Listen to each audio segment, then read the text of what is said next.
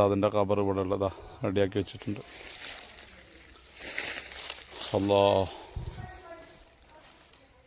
കുറച്ച് മുമ്പ് എല്ലാവരും വൈറലായി ഒരു മരണ വാർത്ത അറിഞ്ഞിരുന്നില്ല. ഒരു ഓട്ടോറിക്ഷ ഡ്രൈവർ വൈക്കടവിലുള്ള റഷീദ് എന്ന ചെറിയാപ്പു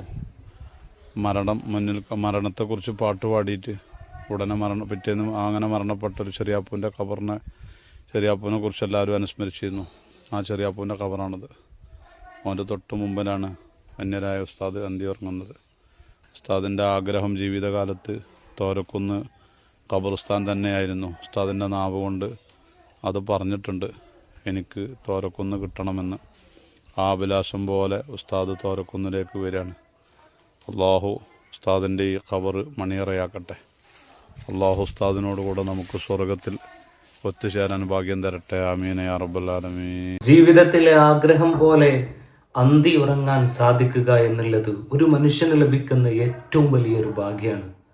മഹാനായ നമ്മിൽ നിന്ന് വിട പറഞ്ഞു പോയ ഹാഫിദ് മസ്ഊദ് സഖാഫി ഗൂഡല്ലൂരിൻ്റെ ഉസ്താദ് അവറുകളുടെ ജീവിതത്തിലെ ഏറ്റവും വലിയൊരു ആഗ്രഹമായിരുന്നു ഈ പള്ളിയുടെ ഖബർസ്ഥാനിൽ അന്ത്യവിശ്രമം കൊള്ളുക എന്നുള്ളത്.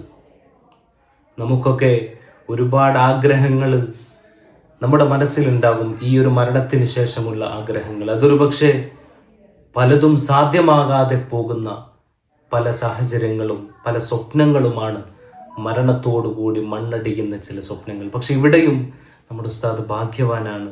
അള്ളാഹു സുബ്ഹാനഹു വ തആല അവരുടെ ഖബറെടുത്ത് അള്ളാഹു സ്വർഗീയ പൂന്തോപ്പാക്കി കൊടുക്കുമാറാകട്ടെ.